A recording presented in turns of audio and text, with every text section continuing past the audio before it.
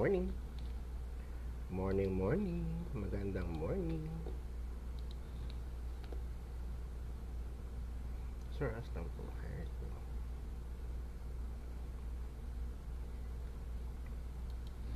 Magandang umaga sa inyo. Magandang morning sa inyo mga kasama. Day 20, day 8 of 22 pala tayo. Pag-uusapan natin ay bloodborne pathogens.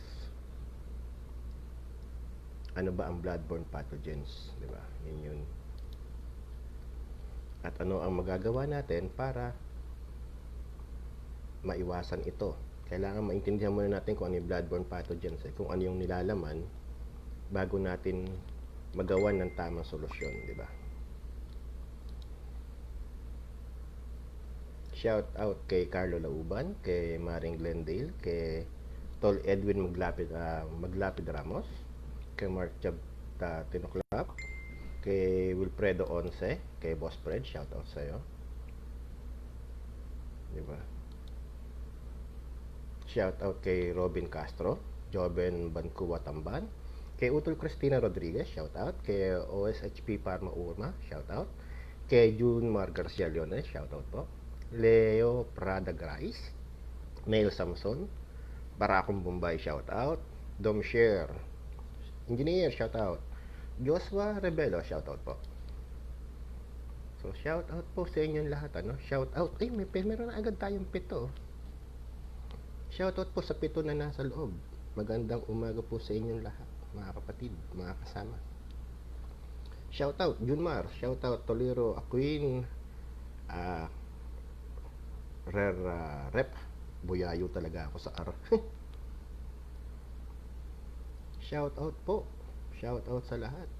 Sa aking may bahay, kay paring Doming, magandang umaga sa'yo, pare. Kamusta ka? Magandang umaga din sa kapatid ko, kay Rocky the Lion Eater. Sa pinsan ko, kay Archie Mariano Garcia. Kay Utol Shane, magandang umaga. Kay Manny, kay Guillermo, kay George Guillermo. Kay Paps Leonard Umali Pagya, shout out sa'yo Paps. Sa buong Jubail Vapors. Kay Shalom Nieves de la Cruz. Kay Mark Gab Tinoklap, Russell Mariano, Tommy Pineda. Kay Lania Tienza. Kay Maring Teresa Tadeo. Kay Marisa Huat. Kay Labo, shoutout sa'yo. Kay Robin Castro, Chris B. Kay Maring Nancy, kay Maring Carmen. Kay Aubrey Jo Riaso Candelosas, shoutout po. Kay Kapitbahay, Janet Ortega, shoutout. Grace Bernardino, shoutout. Aldrin Alama. Rubel Rivera Mateo. J.R. Reyes, Joven Banquatamban. Yas Bandar Castelo, shoutout po. John Barila, Olan Prince, Tingting Pacquiao. Kay Marvin Alquiros, kay Boss Marvin, classmate. Kay John De Blinog, kay Mohamed Alpayek, kay Dolores Sancho Mendoza, kay Maring Anarisa, kay Leo Prado Garais, Mar Berenya Silang, Jennifer Elsion, Don Naderquita, Hans Magdalan, Josette Makaladlad, Lori Flores Castro, kay Maring Lori, shoutout sa'yo, tsaka kay pare. Para akong Bombay, sa mga taga Batangas po, sa Awit Shirt, sa clothing, kay Melody Borengot na model, belated happy birthday po sa aking ninang Lilibet Chavez. Peter Tinio, shout out po. Bienvenido Miliante Coral, shout out. Kay Sile Jamsay, shout out po sa inyong lahat mga kasama, no? Magandang umaga. Maya pong konti, magi-start na tayo para, di ba? Kay Toliro Joaquin, shout out. Ongs Bahalaja Espina, shout out. Mary Jane Santos, shout out po. Good afternoon daw from Angeles City, Pampanga. Shout out din po. Good morning naman dito sa Jubail. Kay Peter Tino, pa-shout out po idol. Sabi niya, shout out po sa inyo. Francis Anthony, no? Shout out po sa inyo. Sa aking tiyaheng, kay Chan Lebe, ng Tito Soto ng Big Soto ng poblasyon. Kay Ate Linda, kay Ate Bubong, sa pamilya ni Ate Ubing, kilalani, shoutout sa inyo sa pamilya mo. Kay Kuya Joji, kay Ate Neneng, sa mga pinsan ko dyan sa poblasyon, sa Baliwag. Shoutout po sa mayor namin. Sa Mayor ng Bustos, shoutout din po. Kay Boss School, kay Boss Mayor Perdi Estrella, kay Konsehal Tony Patawaran na Captain Barbel, shoutout po. Kay Pongkay, shoutout sa'yo. Shoutout kay paring Michael na mahusay mag-alaga ng bibi. JC Pangan, shoutout po. Shoutout kay paring Hansel, di ba? Kay paring Jeff Gabuyo. Uy, sa lahat ng member ng Batang Siete Pares, shoutout po sa inyo. Shoutout din sa lahat ng member ng Tao Gama P dyan sa Batangas. Diba? Sa mga kaibigan natin dyan. Shoutout po sa inyo.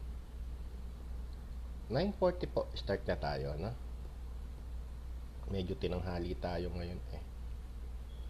Pero okay lang, makakahabol pa naman. Saglit lang naman iring usapin ng bloodborne pathogens eh. Kay Marlene Baltasar de la Cruz, shoutout sa'yo. Diba? Shoutout po sa inyong lahat. Kay Melody Borengot, ang model ng mga shirt dyan sa Batangas. Ang napakagandang si Melody. Diba? Buy local brands nga daw, sabi, diba? Batanggenyo shirt. Shoutout sa inyo. Diba?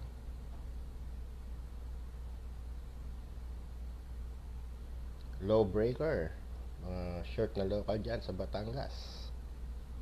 High Minds Clothing, shoutout po. Discreet Clothing, shoutout. Baked Food Clothing, Baked Food Clothing pala, yan, sa Batangas, shoutout. Tribe, shoutout po. Shoutout sa inyo. Maya pong konti, start na tayo. As usual, pawisan na naman ang mandirigma. Ang aking aircon hindi pa nadadala. Shoutout. Shoutout kay Ate Raquel, the TikTokers. Shoutout kay Ronaldo, the manager model Castelo. Kay Ate Beth, kay Ate Laila, kapabangking ko. Michael Bautista, shoutout sa'yo, brother. Magandang morning.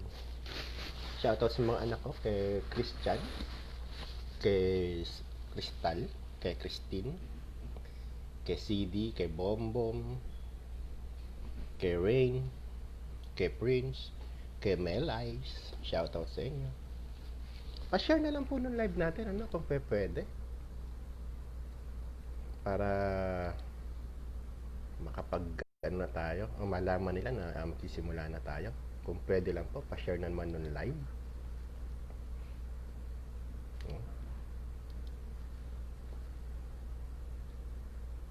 Pa-share lang po nung live kung pwede lang.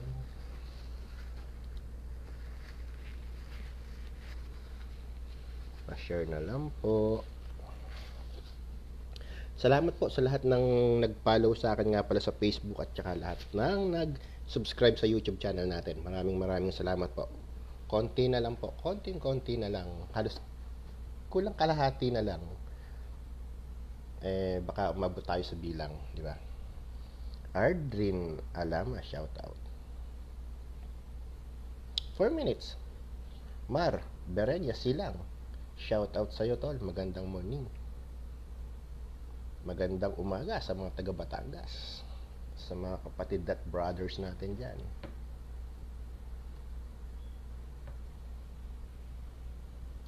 Magandang umaga sa'yo. Magandang umaga po sa ating manager na si Francis Kiko Sandoval. Isang malupit na manager yan. Ako po, ang talas ng isip niyan, si Boss Kiko. Shout out sa mga Jubail Vapors.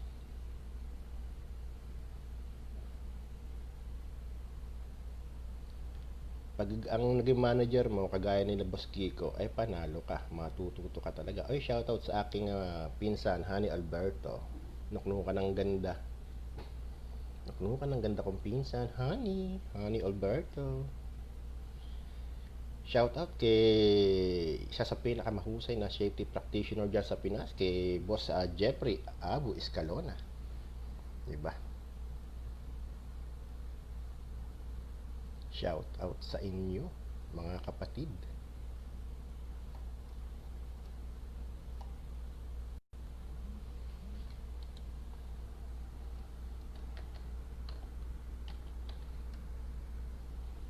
Salamat po sa nag-share. Salamat pinsan. Salamat sa pag-share ng ating live. Shoutout sa pinsan ko kay Achilles. Kay Achi. Kay Nognog. Shoutout. Kay Parimberto. Kay safety practitioner Christopher Ventura. Shoutout po. No? Maraming salamat po sa inyo. Mary Jane Santos, Sir, kamag-anak ko ba si Jeffrey Abiscalao? Na hindi ko po siya kamag-anak, pero kababata ko po. Taga Bulacan din po kasi siya. Yung pong kamag-anak po sila ng pinsan namin kasi yung tito nila, asawa naman yung kapatid ng tatay ko. Yun. Kaya hindi na rin po iba yung turingan. Juno Makatbat, shoutout. Maricar Ileto, shoutout po sa inyo. Magandang umaga. Magandang umaga po sa lahat.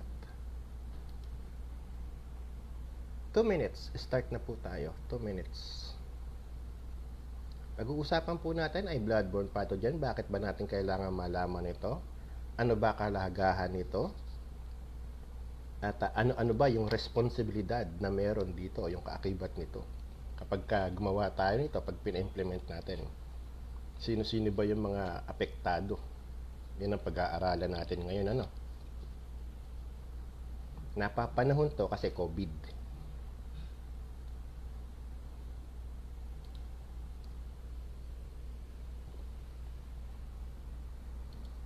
Shout out kay Mary Rose Roque, di ba?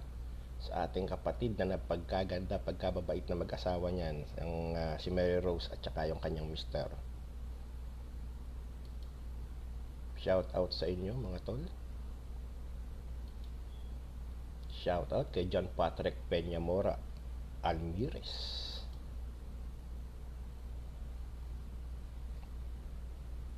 One minute, start na tayo.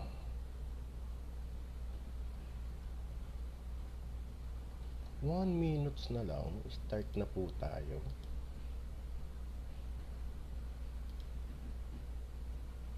Shout out po sa inyo. Maraming salamat po sa mga nag-share, sa tatlong nag-share, sa aking pinsan, kay Hani Alberto, kay Aldrin Alama, at dun sa isa pa na hindi ko makita ang pangalan kasi naka-private siya. Salamat po. Okay, start na po tayo. Ano ba yung bloodborne pathogens? Ano ba yung nilalaman nito? Bakit kailangan natin pag-aralan? Kasi alam nyo mga kasama, sabi nga nila, approximately daw, merong 5.6 million workers. Yung mga healthcare workers natin, and working in other facilities are at risk sa exposure. So, ano ba yung at risk sila sa exposure ng ano? So, pag pinag-usapan natin itong bloodborne pathogens, ito yung mga tungkol sa mga sakit-sakit. Yung mga nakakahawang sakit. Ano ba yung mga nakakahawang sakit na yun? Kasama na po dito mga kasama sa mga nakakahawang sakit yung HIV o Human Immune Deficiency Virus, tapos yung AIDS, yung Hepatitis B, at saka yung Hepatitis C. Ito yung mga sakit na hindi natin kasi ito nakikita Hindi mo rin agad-agad mararamdaman. Isabang mo na rin itong si Corona, di ba? Hindi ko mo nahingahan ka ngayon, na ubuhan ka ngayon, na hatsingan ka ngayon, may sakit ka na. Hindi pa. Kasi nilalabanan pa nung masok sa katawan mo, kaya hindi ka pa naapektuhan. Pero pag natalo yung antibodies mo, syempre magkakasakit ka. Hindi rin advisable daw na kung na-expose ka ngayon doon sa tao na mayroong COVID, magpapaswab test ka, tapos magpapa-check up ka, kasi useless. Bakit daw useless? Kasi nga po, hindi rin naman malalaman ngayong araw na to o sa isang linggo yung kung positive ka na o hindi. Kasi bakit? Nabahingan kita. Sabi natin may COVID ako. Naubuhan kita. Nabahingan kita. Tapos nagpa-check up ka ngayon. Wala ka pang COVID noon. Wala ka pang COVID ngayong araw na to. Kaya yung ibinayad mo sa swab test, yung ibinayad mo sa kung anong test na yan, useless lang siya. So sinasabi nga po, kung talagang may na-experience ka na ganyan, nagkaroon ka ng close contact, after 1 week, tsaka ka magpa-check up.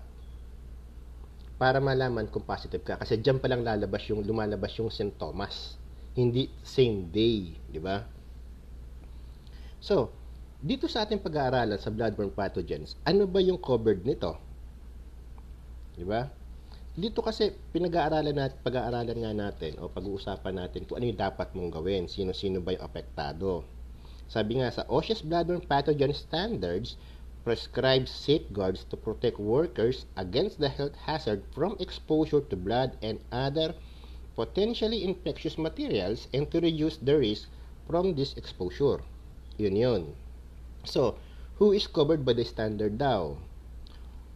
Covered ng standard ng OSHA bloodborne pathogens ang lahat ng empleyado o sabi nga, all employees who would be reasonably anticipated as the result of performing their job duties to the face contact with bloods and other potential infectious materials.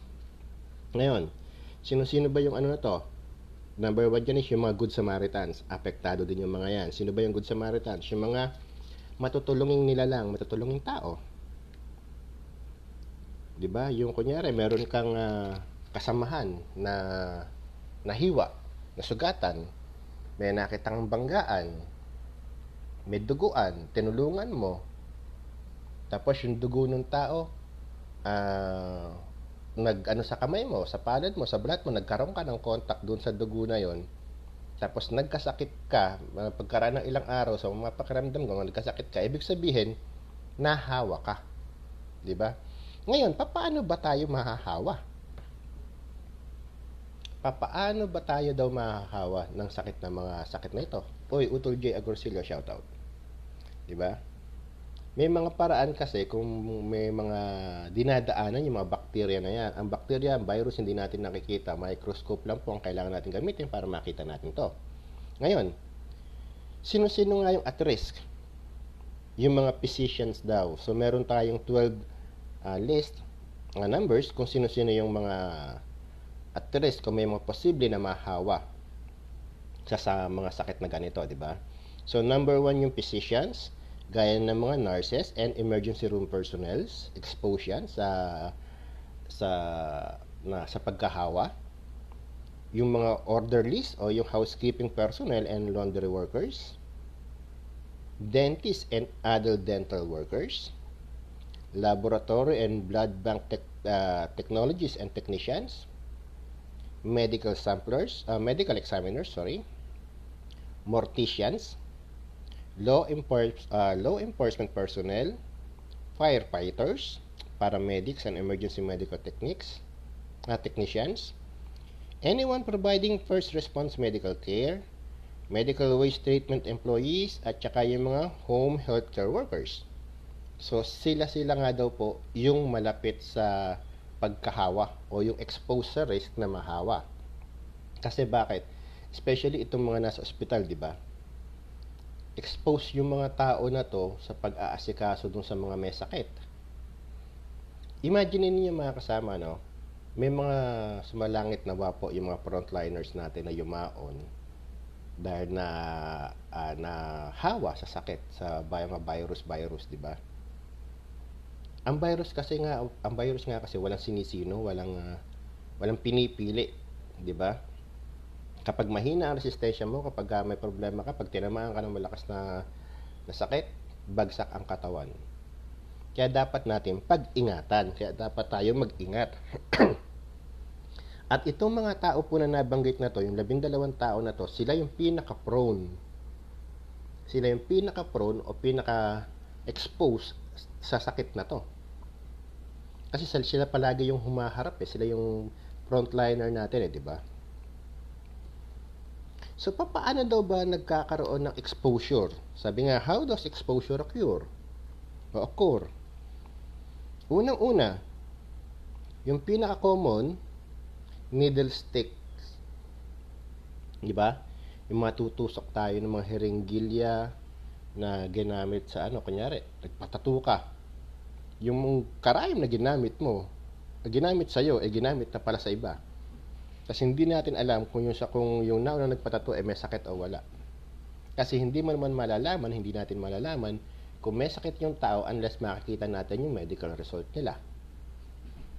Pwede mo bang tingnan yung tao at sabihin mo nang na, oy, may HEPA ka. Oy, may COVID ka. Oy, may AIDS ka. Meron kang HIV. Pwede ba yon? Hindi natin malalaman kung may sakit ka o kahit kung may sakit ako unless magpapatingin ako sa doktor. Hindi mo malalaman kung may sakit ako unless sasabihin ko sa'yo at ipapakita ko sa'yo yung medical records ko. Diba? So, kung may nagpatato, tapos yung ginamit na karayom hindi pinalitan, yun din ang ginamit sa'yo, may possibility na mahawa ka sa sakit ng tao kung may sakit siya. Diba?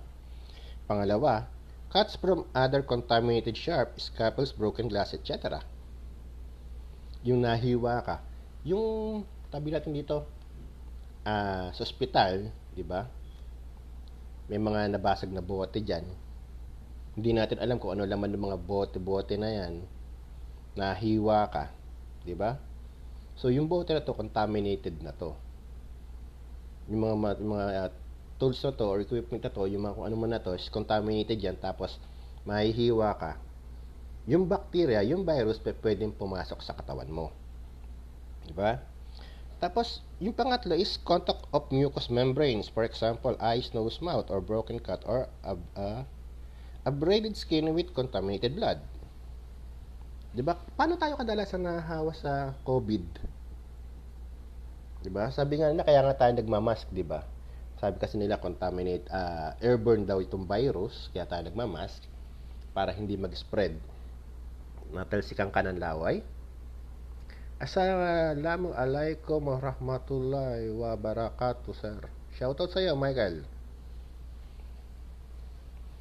So, ito yung nagiging mga posibilidad na dahilan o paraan para mahawa tayo. So, kapag alam na natin yung mga paraan na maaari nating ikahawa, ano naman ba yung dapat nating gawin? Diba? Ito kasi, importante na malaman natin yung pamamaraan na to, especially ngayong COVID dahil yun nga, hindi tayo nakakasiguro kung ikaw mismo safe, kung si safety safe, yung manager mo ba safe ba yan, wala ba sakit yan, yung mga tauhan ba ninyo yung mga walang sakit, hindi tayo nakakasiguro, di ba? Kaya ang dapat natin gawin is mag-ingat. Prevention is better than cure, kaya nga nila, di ba? Nasa huli ang pagsisisi. Sabihin natin, wag kang magmask. Kasi hindi ka naman tatablan yan. Maniwala ka lang kay Batman. Ay, nako. Ang daming naniwala kay Batman, tigok. 'Di ba? Sabi nga, nasa sayo yung paraan ng pag-iingat. Ikaw ang mag-iingat sa sarili mo, hindi yung kung sino-sinong tao. 'Di ba? So, ngayon, kung alam mo na yung mga sakit na pwede mong makuha, at alam mo na rin yung paraan kung paano ito maiiwasan, kung paano ka maaaring mahawa, nasa sayo na kung paano gagawin mo. Susunod ka ba o magpapakapasaway ka? Diba? Sabi ko nga nung bago-bago pa lang si COVID, diba? Gala pa more. Tapos, abo no more. Diba? Ang problema kasi sa atin, minamaliit natin yung mga bagay-bagay na maaaring magkaroon ng malaking epekto sa atin. Hindi po tayo bigla-biglang matitigok sa mga ganyan. 'Di ba? Magkakasakit muna tayo ng paunti-unti hanggang sa lumala. Pahihirapan muna tayo. Hindi po iyan na pag nagkaroon kayo patay ka kaagad, hindi. Pahihirapan ka muna. Bakit natin hintayin pahirapan tayo kung alam naman natin kung paano natin may iwasan? Di ba? So, tandaan natin, yun nga yung tatlong paraan kung paano nagkakaroon ng exposure sa mga ganitong klase. Yung pinaka-common, yung needle stick, yung natutusok ka, yung matutulis na bagay, napaku ka, natinik ka, natusok ka ng karayom o aspilin ng mga contaminated sharps na yan. Hiwa, tapos mga mucous membrane, laway, di ba? Talsik ng laway, plenga, sipon, kung ano pa. So, kapag alam na natin yung mga paraan paano tayo maaaring mahawa, kailangan gagawa tayo ng exposure control plan. Ano ba ang ibig sabihin ng exposure control plan? Di ba? Parang mag-risk assessment lang tayo mga kapatid. Gagawa lang tayo ng risk assessment, i-identify natin yung hazard, at gagawa tayo ng preventive measures. Diba? Like for example, ano ba yung pinakamagandang paraan para hindi makatusok yung mga karayom na ginagamit sa ospital? Diba? So, kapag kagamit niyan, kailangan meron tayong lalagyan na intended para lang dun sa mga karayom. Diba? May takip siya. Tapos, hindi siya malalaglag, hindi siya mahahawakan ng kahit na sino, tapon lang tayo ng tapon doon. Identified siya. Diba? Joben Banquatamban, sabi niya, good PM sir, shout out sa mga taga-Bataan, keep safe. Shout out sir, shout out sa mga taga-Bataan. So, iyon po yung sinasabi natin, pag alam na natin yung mga bagay na maaaring makasakit, gagawa tayo ng risk assessment, gagawa tayo ng hazard identification, na-identify na natin yung hazard. Risk assessment, gaano karaming tao, sino mga tao pa pwedeng maapektuhan, ano yung pa pwedeng mangyari sa kanila, ano yung makahihinat na nila. Diba? So, pag na-identify na natin lahat yan, gawa na tayo ng control. Diba? Gawa na tayo ng preventive measures. Diba? So, kapag ka nagawa na natin yun, unang-una nga is gagawa tayo ng control plan. Kailangan i-identify natin yung job at saka yung task. Diba? Tapos, kailangan i-identify mo rin kung paano pwedeng ma-expose yung tao. Pag na-identify mo na, syempre, use engineering and work practice controls. Pagka nagawa mo na yon, kung hindi siya applicable, dagdag preventive measures, PPE. Diba? Yun yung mga kailangan natin. Tandaan natin mga kasama, no? Hindi ko mo sinabing meron tayong hierarchy of controls, isa lang ang gagamitin natin. Hindi po. Pwede po natin pagsama-samahin yan. Kunyari, itong administrative control mo is hindi gaano effective. Pag gamitin mo ng PPE, dalawang controls ang gamitin natin. Pwede tayong gumamit ng isa, dalawa, tatlo. Kung lahat nga, kung kaya mo gamitin lahat pwede mo gamitin. Walang pipigil sa'yo para panatiliing ligtas yung mga tao. Walang magsasabi na napaka-OA naman ni Renante kasi nagamit na niya halos lahat yung nasa hierarchy of controls para lang sa hazard na yan. Walang magsasabi sa'yo ng ganun. Kasi as much as possible, ang priority po natin mga kasama, papanatiling ligtas yung mga manggagawa. Hindi sila masaktan, di ba?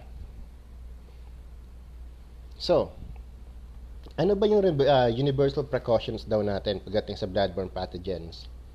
Pagdating sa bloodborne pathogens mga kasama, ang pinakamabisa at pinaka-epekto na paraan para makaiwas dito o para mahawa sa sakit, para makaiwas na mahawa sa sakit, isipin po natin palagi na lahat ng klase ng dugo ay contaminated.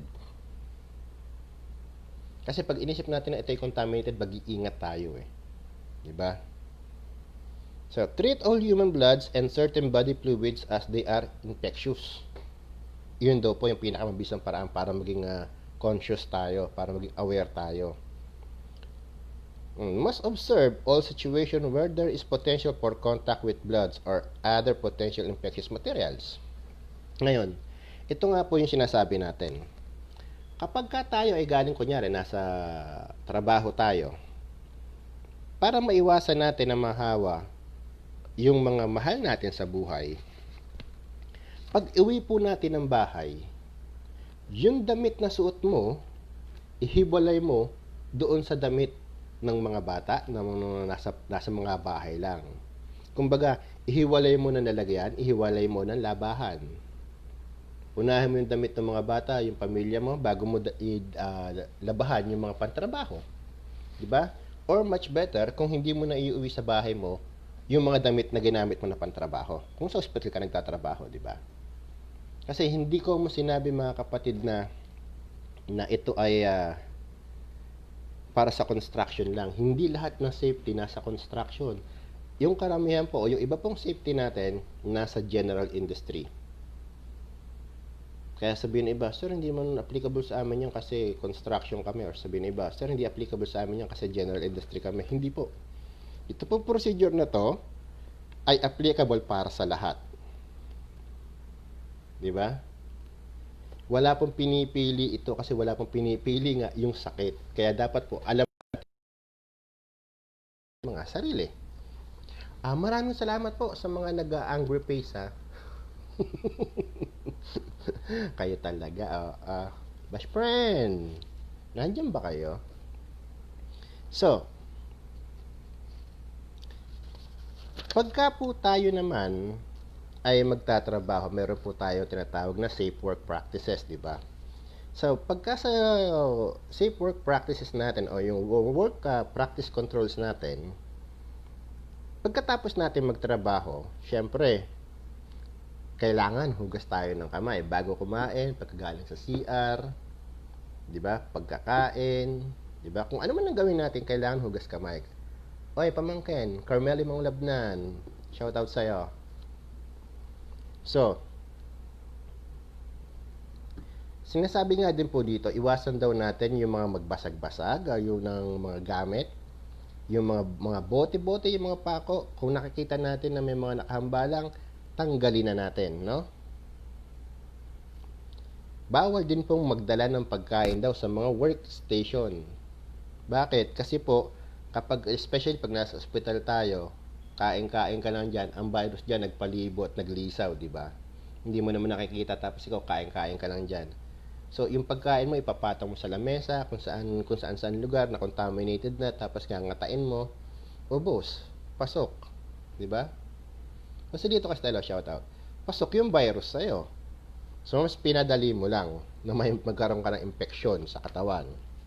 Sa PPE naman po, specialized clothing or equipment worn by an employees for protection against infectious materials, sabi niya, must be properly cleaned, laundered, repaired, and disposed. At ito po ay hindi daw sagot dapat ng employees, no? Yung mga damit daw natin na ginagamit sa trabaho, especially yung mga nasa ospital po, dapat may laundry services tayo. Sagot ng kumpanya yan, syempre, yung laundry services na yan. Yun ay kung may protocol ang ospital na lahat ng uniforme ng mga tauhan nila, iiwanan na doon. Kumbaga, may pamalit silang dala. Diba? Yung pantrabaho na damit, doon iiwan mo sa trabaho, tapos doon na rin lalaban yun. May mga ganun po kasing sistema. Jirbo Samsad, shoutout sa'yo. Ano ba yung mga example ng PPE daw? Example po ng PPE, pag magkatrabaho tayo sa mga ospital, sa mga clinic, ay ang gloves, gowns, face shields, eye protection, mouthpiece, and resuscitation devices. Yun daw po yun. Shoutout sa'yo, brother. Gandang umaga din. Keep safe.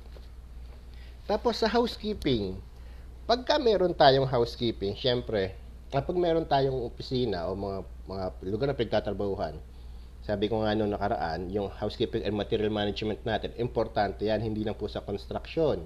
Kahit sa ampung klase ng patrabaho, importante ito para mapanatili natin ligtas yung lugar na pagtatrabahuhan.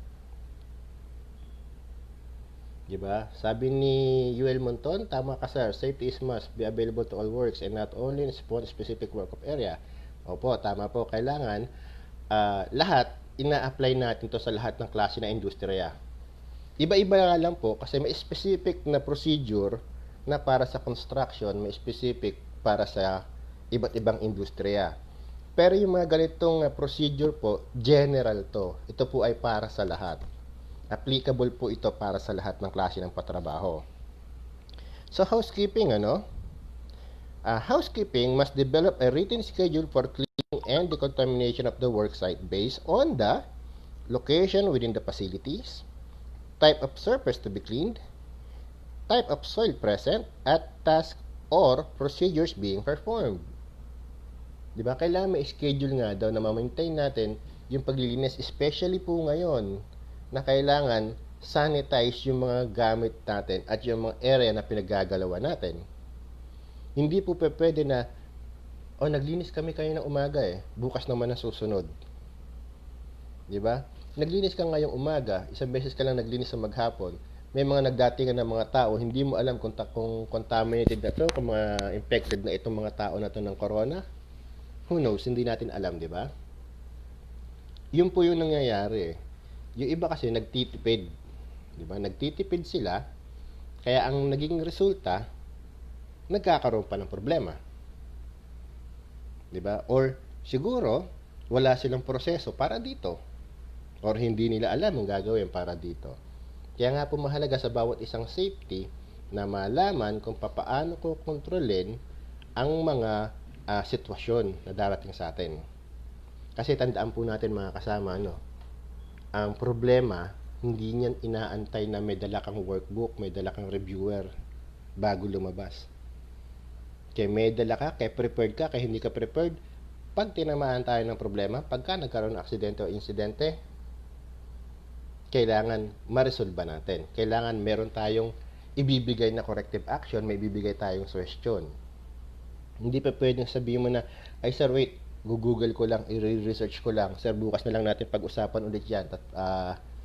Pag-aaralan ko muna. Hindi pa pwede. No? Kaya kailangan palagi tayong handa.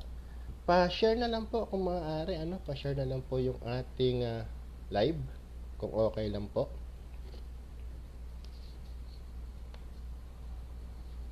Tapos, meron tayong tinatawag na regulated waste. Ano ba yung regulated waste na tinatawag? Ano ba yung mga mga regulated waste natin? Sabi dito, regulated waste must be placed in a closable, leak-proof containers built to contain all contents during handling, storing, transporting, or shipping and appropriately labeled or color-coded. Diba? Ito yung mga contaminated waste siguro, no? Na hindi siya nga pa pwedeng pagsama-samahan sa isang basurahan, may mga specific na lalagyan tayo. Alam niyo yung sa mga plastic, mga plastic sa ospital na may mga biohazards. Di ba yung may logo ng Umbrella Corporation? Di ba? Yun, kailangan identified po mga kasama kung anong klaseng basura ba itong na to. Ito ba general waste, municipal waste, o ito ba ay mga biohazard na itong mga natin, mga basura natin. Kailangan identified. At uulitin po natin, kung meron tayong contractor, kailangan alam natin kung saan dinadala ng contractor yung basura natin. Kasi kung matatandaan po ninyo, few years back, na picture po iyan sa TV, yung waste ng ospital, kinukuha ng contractor, yung contractor, itinatapon lang yung waste ng ospital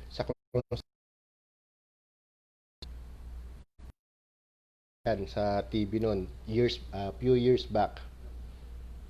'Di ba? Para sa investigador ko yata ito nakita o napanood. Yun po yung magiging problema kasi. Kung yung mga laman ng basura natin nakakahawa o galing sa mga may sakit, maaaring kumalat yung mga virus, maaaring manghawa pa ito sa pamayanan. At pag nagkataon, kung ikaw yung safety doon, may responsibilidad ka para pangalagaan yung mga tao. At may pananagutan ka kapag ganun ang nangyari. Bakit? Kasi ikaw yung safety, dapat na alam mo yung proseso Diba? Alam mo yung panuntunan, alam mo kung paano isi-secure na manatiling ligtas yung kumpanya, yung pamayanan na nakapalibot sa pinaggagawaan ninyo. Diba? Ngayon, kung bara-barabay lang tayo, kung hindi natin alam ang proseso, at tayo ay puro ML lang ng ML, ubos. Diba? Meron po tayong nakita sa safety officer na kulong sa isang lugar sa abroad. Sabi ni Oel Monton, some of the companies as they require to have safety officer, but in reality they are not supported to the of safety program. They put safety as a lack of safety requirements only. That is why when problem comes up, the struggling on how to solve the problem. Yun nga po nagiging masakit dyan. Yung iba kasing kumpanya, compliance lang ang ginagawa sa safety. Dahil nga baka ma-audit ng DOLE o ng OSH, yari sila, di ba? Ngayon, ang problema natin, paano nagkakaroon ng permit itong mga ito, di ba? Paano nagkakaroon ng permit to operate itong mga ito kung hindi sila nagko-comply? Hindi naman kasi basihan na kung may safety officer ka na, pwede ka na magpatrabaho, magpa-construction eh. Yun na ba yung basihan ngayon? Pag ba sinabi na mandatory requirements ang magkaroon ng safety officer ang bawat kumpanya, yun na lang? Diba? Iyon ba yun na okay na ba? Kukuha ko ng safety, ilalagay ko sa opisina. O Renante, ikaw yung safety ko. Sige sir. Ito yung opisina mo. Thank you sir. Diyan ka lang ha. Pagka merong taga-DOLE, ikaw ang haharap. Yun lang ang trabaho mo. Ganun na lang ba yung sistema natin sa safety? O ganun na lang ba yung sistema ng safety sa atin? Na ang mga safety officer ginagawa na lang compliance. 'Di ba? Na okay lang na magkaroon ng safety, masunod lang yung requirements, pero bahala na kayo kung susunod kayo o hindi. Siyempre, hindi dapat doon natatapos yun, di ba? Hindi dapat doon natatapos yung responsibilidad natin as a safety. Pero sabi nga, kahit gaano kagaling ang isang safety, kahit gaano kahusay, katalino, katibay, kahit na yung Avengers ang gawin mong safety, kung itong management walang intensyon na sumunod sa OHS regulation o sa safety procedures, walang mangyayari. Diba? Kaya ako ay natutuwa ako dun sa mga nakikita ko sa post, kapag mayroon taong nagtatrabaho sa taas na walang harness, ang sisisihin agad ng mga usasero, katanga naman ng safety dyan. Bobo yung safety dyan. Walang alam yung safety dyan. Sino ba safety dyan? Abay, tama ba na ganun ang sabihin natin sa mga tao, di ba? Hindi eh. Kasi nga, hindi mo alam kung yung pinagdadaanan nito, baka mamaya itong safety na to, pikit mata na lang kasi gusto ng hanap buhay, gusto ng trabaho, kahit na durog na yung kalooban niya, kahit hirap na yung kalooban, di ba? Yun ang masakit. Kasi nga, ginawa na lang scapegoat ng mga tao, ng kumpanya, yung mga safety. Kukunin kitang safety para compliance lang, tayo ka lang dyan, harapin mo yung taga-DOLE, huwag kang pupunta sa site.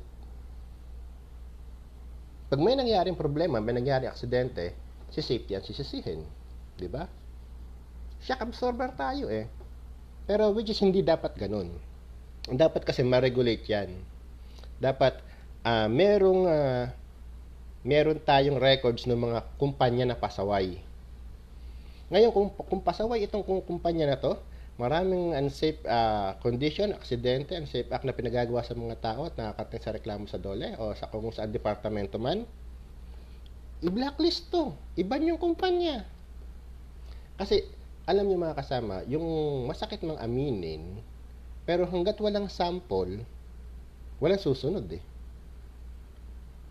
Hanggat walang napaparusahan, walang matatakot o walang magko-comply.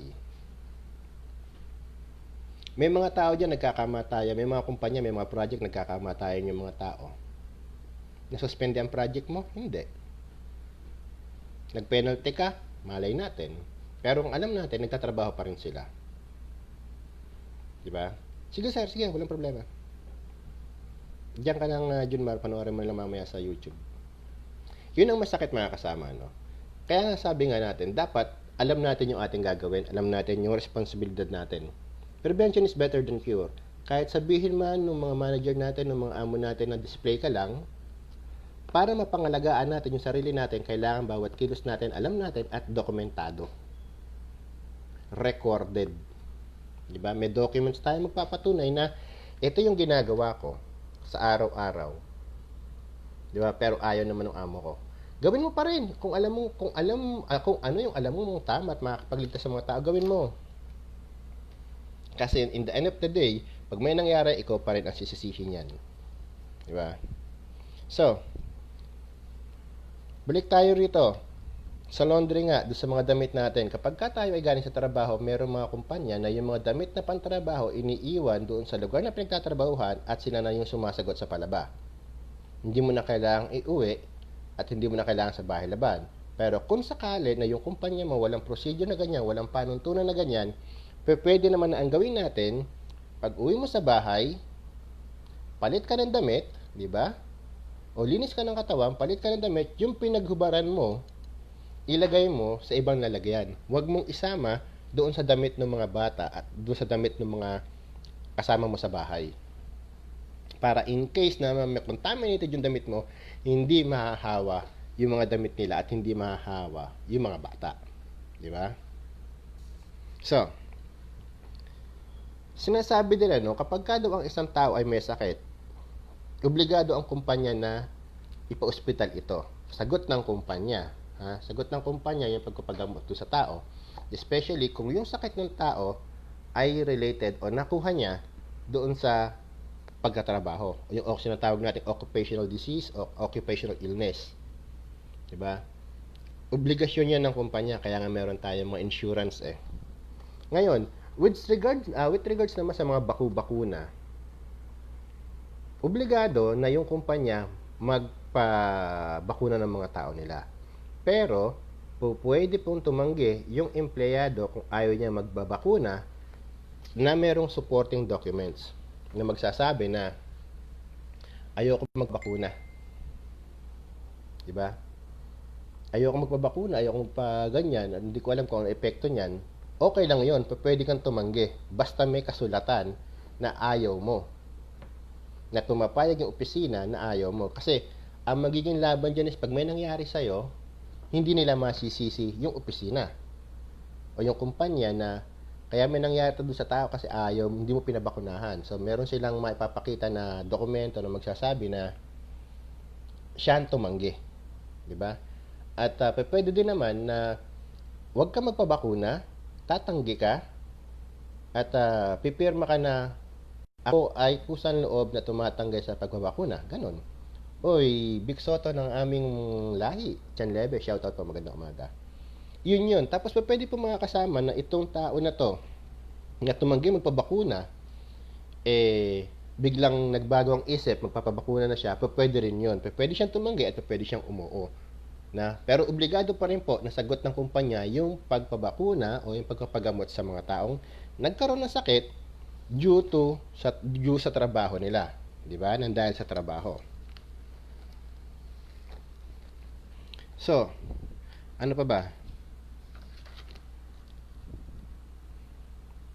So, sinasabi dito, no? Sinasabi sa bloodborne pathogens, maraming dapat sundin o trainings na ibigay dun sa mga tao.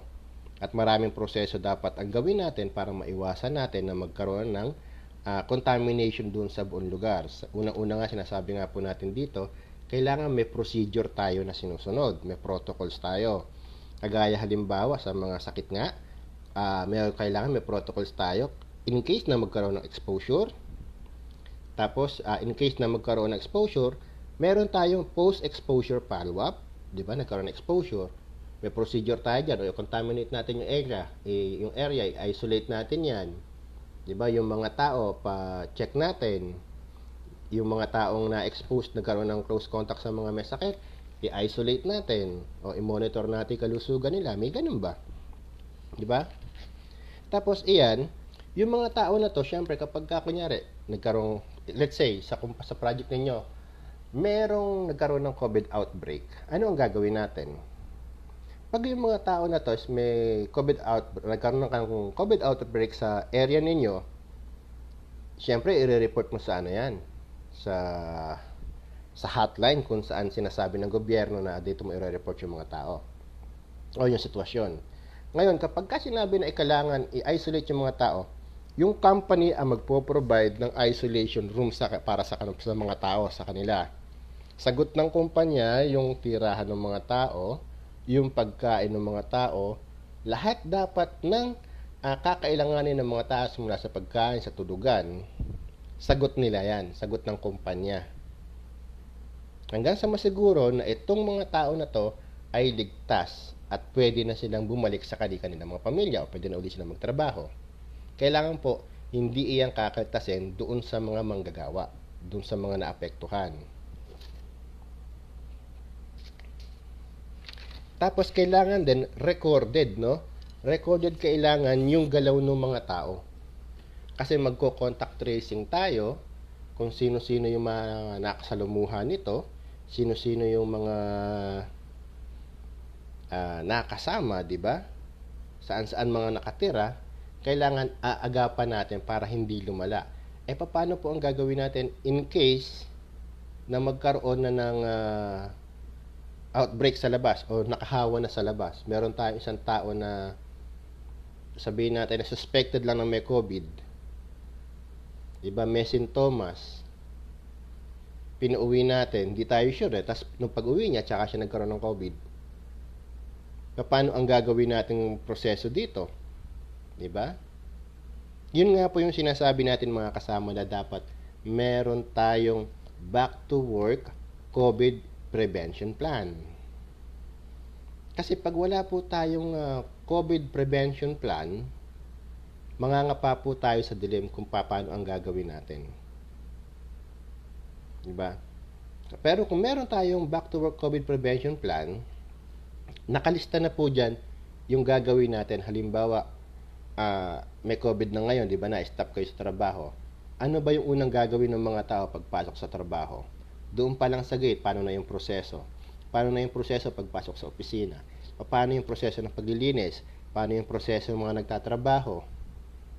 Yun po yung mga nakalagay sa COVID prevention plan. Tapos, meron pa din dyan, sa ibang part naman ng COVID prevention plan, nakalagay doon, in case na magkaroon ng outbreak ng COVID sa inyong trabaho, ano ang gagawin ninyo? Yung protocol, yung process nakalagay doon. Isolation, sanitation, lahat yan. Tapos yung hospitalization ng tao, information para sa pamilya ng tao. Ang problema nga lang po, hindi lahat nagko-comply at hindi lahat meron. Pero kung meron lahat ng kumpanya, may iwasan po natin ang paglobo ng mga may sakit. Kasi nga, mamomonitor natin at mapaghahandaan natin yung mga bagay na maaaring mangyari. Di ba? So, iyon po mga kasama, no, yung sa bloodborne pathogens natin. Dito nga sinasabi natin yung mga bagay na maaaring makadulot sa atin ng sakit, kung paano ito may iwasan, kung paano yung paglinis, kung paano yung mga protocol kapag nagkaroon ng infeksyon doon sa buong lugar.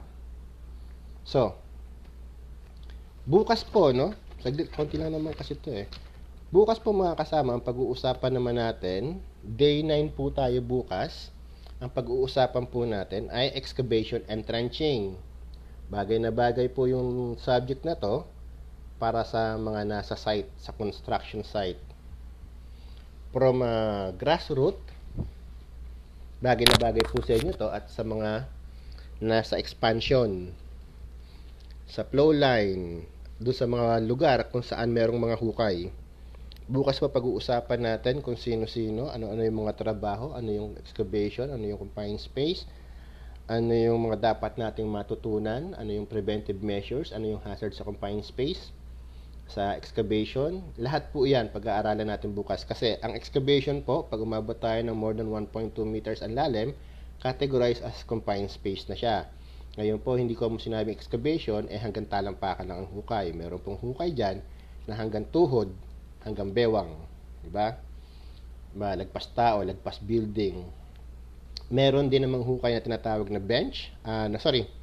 trench, at saka yung bulk or open excavation. So, bukas po mga kasama, no, ito po yung pag-uusapan natin. Exciting yan. Marami po kayong matututunan bukas with regards sa topic natin bukas, excavation and trenching. So, maraming salamat po. Kung meron po kayong mga tanong, meron po kayong mga bagay na gustong malaman, huwag po kayong mahihiyang mag-message sa akin o mag-message sa ating, mag-comment sa ating Facebook at sa ating YouTube channel, no? Pa-subscribe na lang po, paki-like, share, subscribe na lang po, pahingi po ng konting suporta mula sa inyong mga kasama, no? At ito pong live natin, paki-share na lang po natin araw-araw para po maraming makaalam. Bukas po, mas maganda kung mas marami kayong manonood kasi para po sa mga nasa construction talaga bukas yung pag-uusapan natin. Tama-tama po ito sa mga safety natin sa mga site. Excavation and trenching po. Yun po yung topic natin bukas. So, inuulit po natin, maraming salamat po, no? At teka, basahin mo natin itong isang message. Okay. So, ang tanong po niya, no, sir, paano po ang gagawin kung nade-demoralize na ako kasi sa hirap ng trabaho ng isang safety? Like me, pinag-report sa site, walang in charge, walang bisor. Ako lang pong mag-isa, tapos lahat sa akin nila pinagagawa. Okay. Yun po, nasabi na po natin sa ating live to, no? Tsaka ito po sa ating YouTube na kung ano yung dapat na ginagawa ni safety pagdating niya sa site. So, sagutin lang po natin yung tanong, ano. Unang-una, sir, kapag ka po ikaw ay baguhang safety, syempre mahirap para sa atin at kahit naman kanino, kaya nga po nung live ko kahapon, wala pong trabahong madali. Especially kapag kagaya ng trabaho natin. Sabi ko nga sa video, ang isang kargador, hindi madali ang trabaho niya. Akala lang natin sisiw sa kanila. Pero sa umpisa, yung 10 kaban, hirap na hirap silang buhatin. Pag umabot ng 20 kaban, hanggang sa 100 kaban, hirap yan. Diba? Pero pag nakasanayan na po nila, madali na lang. Diba? Ganon din po lahat ng klase ng trabaho. Walang trabahong madali. Lahat po nag-uumpisa sa mahirap kasi nga bago tayo, wala pa tayong alam. Pero pag na-expose na po tayo sa standard, sa procedure, sa site, nagiging madali na lang po yan. Ngayon po, sa tanong po ninyo kung anong gagawin natin, kung anong gagawin nyo, as a safety na baguhan kasi lahat ng utos, lahat na lang inuutos sa inyo, wala pong masama, sir, na sundin yung utos nila, no? As long as part ng trabaho ni safety. Ngayon po, kung talagang lahat na lang, ultimo yung foreman, nag-uutos sa'yo, wag po. Kasi hindi po natin obligasyon at hindi po natin trabaho na sundin sila foreman o kahit si engineer. As a safety, kahit ikaw ay baguhan, senior sila, ang gagawin po natin, report tayo sa in-charge natin, report tayo kay project manager, di ba? Si project manager ngayon ang mag-a-assign sa atin at magbibigay sa atin duties and responsibilities natin na dapat natin gawin sa site. Ngayon, pag direct reporting po tayo kay project manager, sa kanya lang po tayo susunod at sa kanya lang po tayo hihingi ng instruction. Okay? Ngayon po, yung sa tanong mo naman po na nakakawala ng lakas ng loob na mag-safety, sa umpisa lang po yan, lahat po dumarating sa ganyang hirap na hindi alam yung trabaho. Diba? Masakit po kasi sa safety talaga yung paggawa ng dokumento, pagkuha ng observation sa mga site, pagbigay ng recommendation. Yan lang po yung mahihirap sa safety. Pero pag nakasanayan mo po iyan, sisiw na po sa inyo yan. Kailangan lang po talaga is practice. Practicein nyo na yung sarili nyo. Tingin ka kahit sa labas na ng bahay ninyo. Ano ba yung maaaring makasakit sa mga tao? Diba? Ilista mo. Tapos bigyan mo ng corrective actions. Ganun lang. Isa pang masakit sa safety po, kapag ka-expose ka sa site, hindi ka sanay sa init, diba? Lalo especially dito sa amin, sa disyerto. Kapag humid, tag-araw, talagang sunog balat talaga. Yung balat kalabaw mo, masusunog sa sobrang init. Nagpapaltos pa yan kung minsan. Iyon po ang kahirapan sa safety. Lagi tayong exposed sa mga ganyan, sa init, sa sandstorm, sa lamig, kasi nga nasa site tayo. Yung mga nasa opisina naman po, exposed sila sa paggawa ng dokumento. So, kanya-kanyang area po kasi yan Kanya-kanyang area tayo, kaya tayo nahahasa o nahihirapan. Pero wag po kayong mawawala ng pag-asa kasi nga, normal naman yan. Sa lahat ng trabaho, basta baguhan, nahihirapan. Okay po. So, ulitin po natin mga kasama, no? Paki-like, share, subscribe na lang po yung ating YouTube channel. Paki-follow na lang po ako dito sa ating Facebook. Kung may tanong kayo, message lang po, no? So, ito po lang si Renante Castella, no? At nag-iwan sa inyo ng isang ligtas at mapagpalang araw. Maraming salamat po. Paalam po. Hanggang bukas na lang po ulit. Uy.